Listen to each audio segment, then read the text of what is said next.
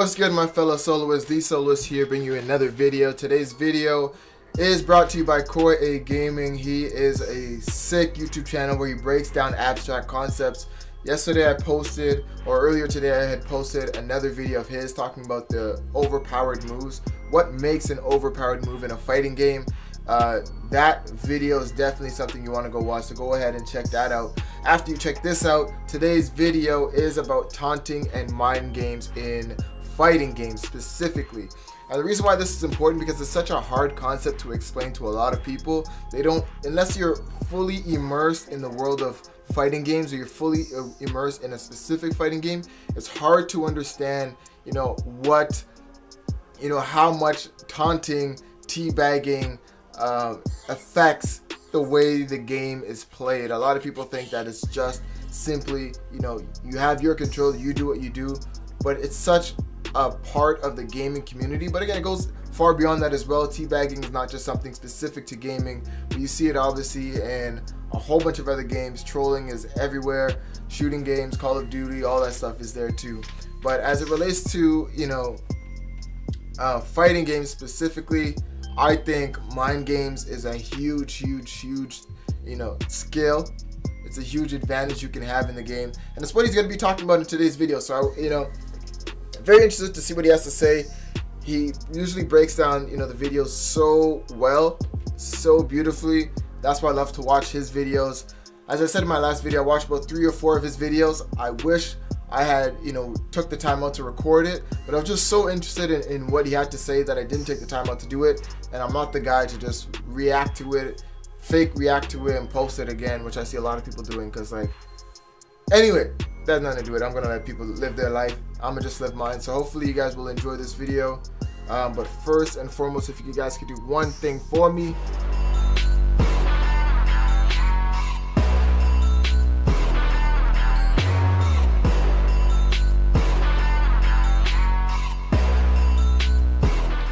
So that's like and subscribe to this channel. It would mean a huge deal to me. I'm not making money off of nothing that I'm doing. YouTube changed their policies. I'm doing it for you guys. I'm doing it because I enjoy doing it. So a like and a subscribe will go a long way.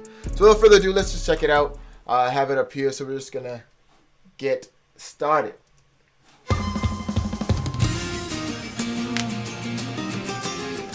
This is called teabagging, and it's a way to disrespect your opponent when they're down or stunned.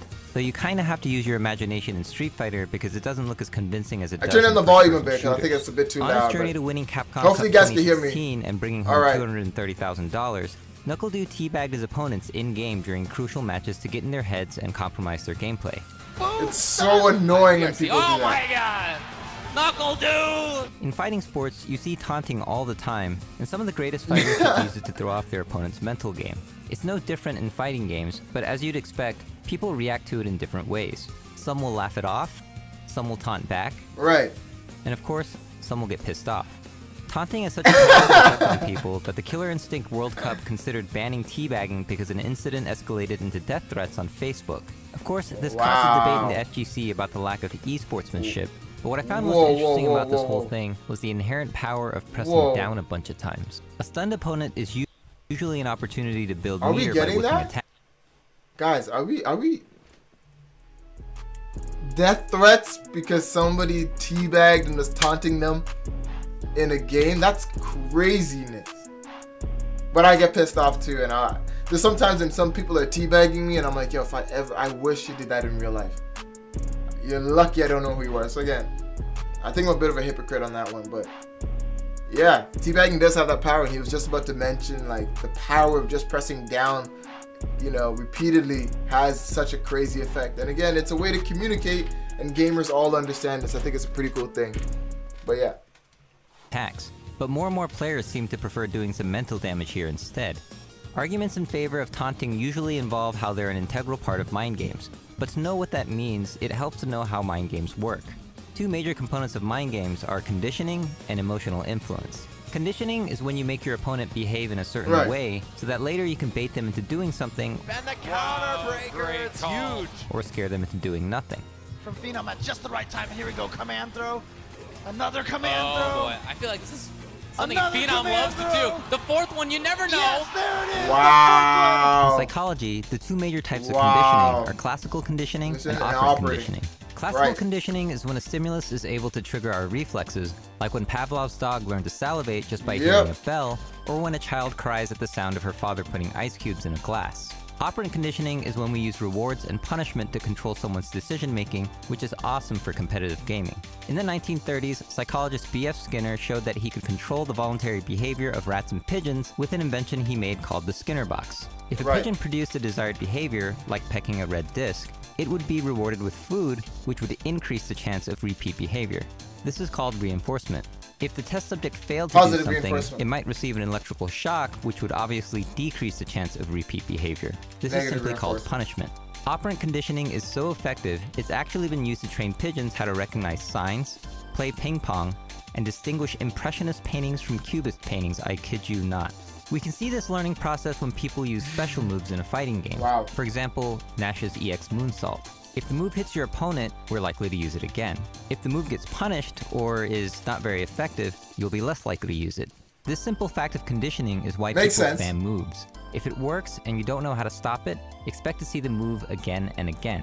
But as frustrating Hmm. as this is, there's nothing more gratifying than finding a counter in training mode That and is so punishing that true. spammer in a real match. Yep. And he wanted it. Yep. The parry. The parry. So this is Yep. how conditioning works, but how can you use it on Mess your 'em up. opponent and make them your pigeon? Luckily, pro gamer Shen imparted some excellent advice on Twitter for grapplers regarding conditioning. Beginner Zangief players are often tempted to use their most powerful move, the spinning pile driver, as soon as they get close to their opponent. The problem is that your opponent might avoid it by jumping straight up, also known as a neutral jump. This makes your move completely miss and leave you wide open for a devastating combo that'll do about Right. 300 damage to you or more. If you land the spinning pile driver, you will only do about 200 damage to them. As you can see, this is not in Zangief's favor. So how do you get your opponent to Right. stop neutral jumping when you get close? One way is to simply punish them for doing it. Yeah. When you get in close, instead of going for the spinning pile driver, try something else like the safer but less damaging normal grab. There's no spinning involved, but you still get to bury your knee in their colon, so not a bad Ugh. option. But more That looked like importantly, it the hurt. normal grab lets you recover much quicker if you miss. That means if your opponent neutral jumps to avoid it, you'll be able to punish them on their way down with a lariat, elbow, credit card swipe, or whatever. Do this enough times and they'll Ah. be conditioned to stop neutral jumping and go for the safer option, back Right. jumping. Now the next time you go for the spinning pile driver up close, they'll likely back jump instead of neutral jump, making them unable to harm you.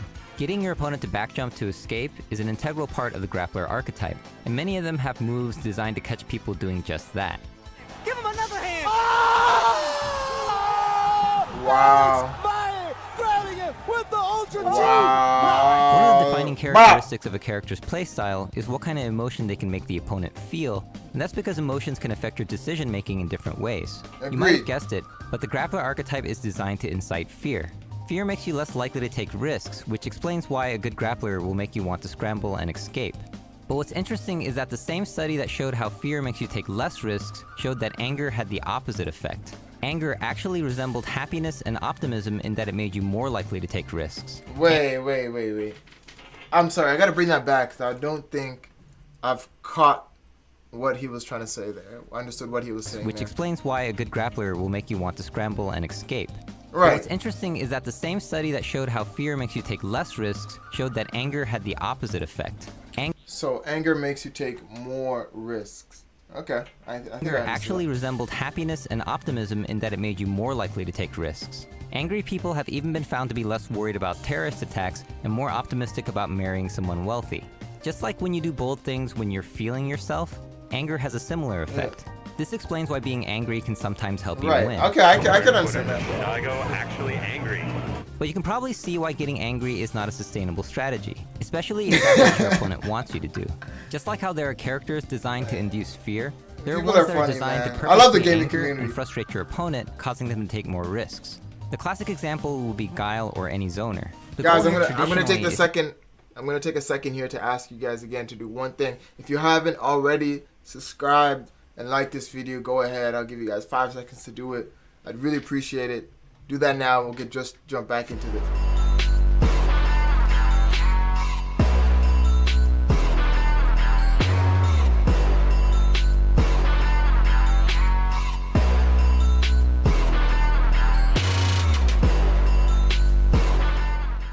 to keep your much opponent respect. away from you as much as Appreciate you. possible Appreciate until they get frustrated and start Alright. to do risky advances like jumping at you or pushing forward recklessly. When you've successfully killed their patience, you can make them literally run into your punches. He escaped the situation.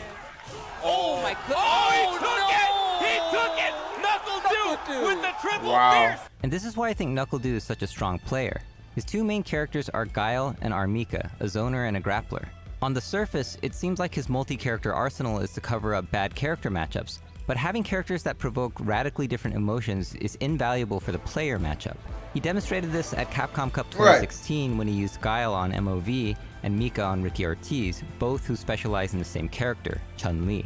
Fear and anger are just two examples of basic emotions, but where it gets interesting is when you think about how many complex I love his emotions video there are breakdowns. and how they all affect our decision making in different ways. How do we feel when we're playing Wow. desperate, outnumbered, or depressed? I can think of for Not like this. Or how about when we're feeling humiliated? This man is disrespecting you. Definitely. Oh, and he's stop it, please. Stop. Balls is touching the grid right now. I believe. Oh! Jesus Christ. Taunting That is was a cocktail of ultimately different emotions, disrespectful. but humiliation is one of its main ingredients. Like zoners and grapplers, there's actually an archetype for humiliation, the joke character. Designed to be silly and low tier, one of the joke character's strengths is the ability to put the burden of winning on your opponent, even if they're the underdog. Now he has the crowd behind Now him. he has the actually. crowd on his side. But the joke character is just a joke, right? Psychiatrist Yeah. Neil Burton has described humiliation as asserting power over someone by denying and destroying their status claims. What was going through your head during your match Interesting. with Mike and Ike? I mean, I knew I was gonna win. He liked to talk a lot of trash about me, and I gotta put the kids in their place. What is your opinion on teabagging in fighting games? I mean, I don't think there's anything wrong with it, but you know, I had to teabag him. I gotta show him who's the alpha. Some people are surprised to hear that teabagging could bother anyone when they're already playing Let's a murder go. simulator. It's actually not that surprising when you consider the fact that teabagging isn't even allowed in activities where actual killing is common and expected. I'm of course talking about war. The founder of the Red Cross, Henry Dunant, created a humanitarian moral code for warfare known as the Geneva Conventions, which has been agreed upon by 196 nations. These essentially became the rules of war, which prohibit things like torture and pretending to surrender. But one line that's repeatedly mentioned prohibits outrages upon personal dignity, in Wow. particular humiliating or degrading treatment. Maybe war has gotten to esports, but it shows there's a worldwide acknowledgement that even when we're killing each other, we must protect each other's dignity. A study in 1973 has famously Wow. shown that people cited public speaking as a common fear more often than death. The fear of humiliation is real, and the reason why taunting is so effective is because you can simultaneously put that fear into your opponent and use it as a punishment. That's big damage. Where are you going? Oh! Slice. I think we need a match built for Phil. We need to go to the camera. Oh! Knuckle Dude completely stopped doing Wow, reversal that's flash kicks sick. in mix-up situations for the rest of the set. If you look at the culture of fighting games or fighting sports, the building of status and the destruction of it This is video is actually everywhere to be funny. seen. You see it in pre-match trash talk, I'm the best ever. I'm the most brutal and vicious Vicious. and most ruthless champion there's ever been. Yeah. post-game win quotes, and of course, during the match as well. It seems like a complete disregard for sportsmanship, but there are some unwritten rules. Attacks on status are tolerated and even encouraged as long as they don't target someone of far lesser skill, and as long as the disrespect pertains to each other's skill in the game. I'm gonna Part of read being that. a I like fighter is pop-up how well you can conventions. respond to attacks on your confidence, which is why we admire the mental composure of people like Bruce Lee or Momochi. Momochi. When people are tested, we can see their true personalities, and the personalities are arguably what keep us coming back to watch these games. As long as we can still shake hands, cancel into fist bump, and say good game, I think we'll Guys be said fine. cancer. Let me know in the comments how you feel about taunting. This was Gerald from Core Gaming. Thanks for Wow. watching, and if you'd like to support these videos, click the link to our Patreon. Either way, videos will stay free forever. Alright, dope. Guys, go ahead. Never forget. Go ahead, subscribe to Core A Gaming. You see his links there. Go check him out. This guy puts a whole lot of work into his videos. Damn, a lot to think about. So what do I think of taunting and mind games? Again, I agree with pretty much, if not everything that he has said. It has so much to do with the overall game, and it's almost, you know, crazy how just ducking or dodging or low dodging, whatever you want to call it, has such a profound impact on the overall game and sort of a strategy in terms of winning, right? You talked about classical conditioning and operant conditioning. You went there, talked about the BF Skinner, the Skinner box in terms of using the Skinner box to manipulate the actions of pigeons and rats, even to distinguish things as paintings from the author themselves. So we can see how powerful this actually is from a very intimate level, and it affects all of us, and especially we find it in the gaming community. So I think he did a really good job on it. We all know about teabagging. I knew he'd mention it. He went really deep into it, and I'm happy that he did, because again, we all know how the teabagging works. Mind games is all of what fighting game is all about. I really believe this, and it's honestly the reason why I prefer fighting games over any other game, because the mind game behind it is so much more I find in these type of games than I find in other games. For instance, that's story, that's RPG, that's shoot 'em ups. In fighting games, the mind element, the teabagging, the taunting, the not taking the opportunity to finish somebody even though you have, stepping back away from your combo, almost as if to say like, you're my seed, you're my son, you know what I mean? So like, sending messages is always a fun part of fighting games. I love it. That's why I play fighting games. That's why I enjoy it. So yeah, I think it was a great video by Core A Gaming. Again, this was analysis, taunting, and mind games by Core A. Hopefully you guys enjoyed the video. Go ahead and like, subscribe, all that good stuff. Your boy, the Soloist, and I'll see you guys in a later video.